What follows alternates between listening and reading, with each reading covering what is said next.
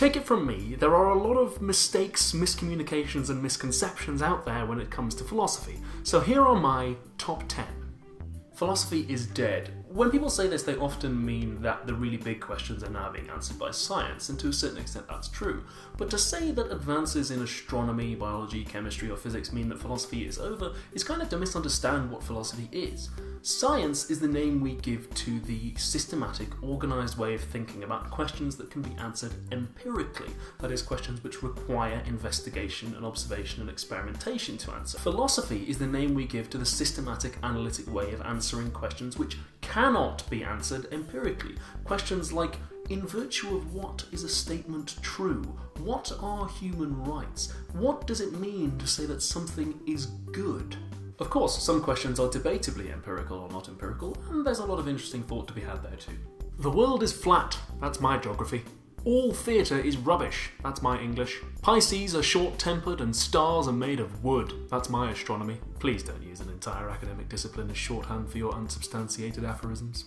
What you find boring is likely to be subjective, so if you find philosophy boring then, okay, fair enough.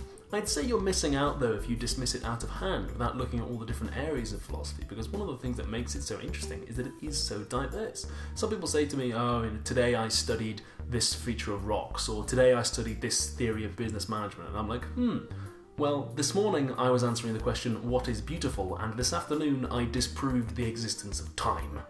Philosophy makes you wise. This isn't necessarily true, at least just quoting philosophers doesn't. Studying philosophy will give you a developed, thorough and analytic mind, but so will studying science. Indeed, so will studying anything in great depth. So philosophy isn't an automatic gateway to profundity. This idea is kind of a hangover from Alfred North Whitehead's famous quotation that all of European philosophy is, more or less, a series of footnotes to Plato. Whilst ideas from the ancient world are still discussed in philosophy, to say that philosophy makes no progress is just false. Consider the rise of the analytic method in the 20th century, which totally transformed the way that philosophy is done, or the very rapidly increasing field of environmental ethics. There are no wrong answers in philosophy.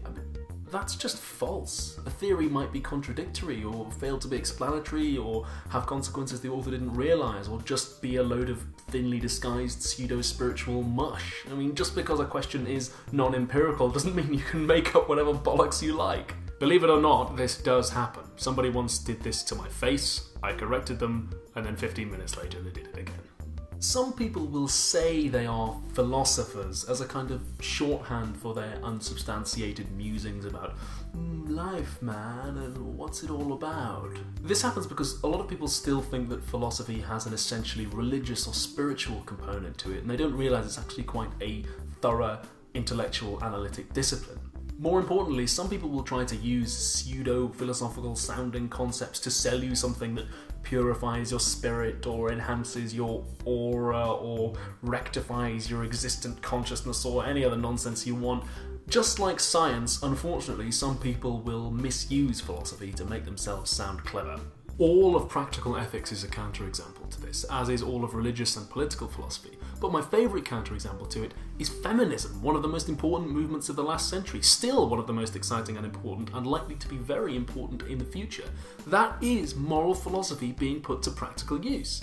It's true that not all philosophical questions have a practical application, but that's not necessarily why we study it. Consider something like history. Yes, there are practical lessons to be learned from history, but if you ask history students, that's probably not the only reason they study it. We study it because it's fun and because it's nice to know things. X isn't a question for philosophy. Sometimes this is actually true. It used to be thought that the question where do animals come from was a non-empirical one, until science actually answered it. But whenever you find yourself about to say, this isn't a question for philosophy, it's been answered already, just make sure you understand the philosophy that's being talked about.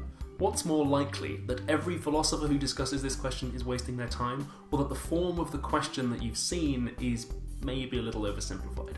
Questions, comments, queries, comebacks? YouTube, Facebook, Twitter, email, and now Google+.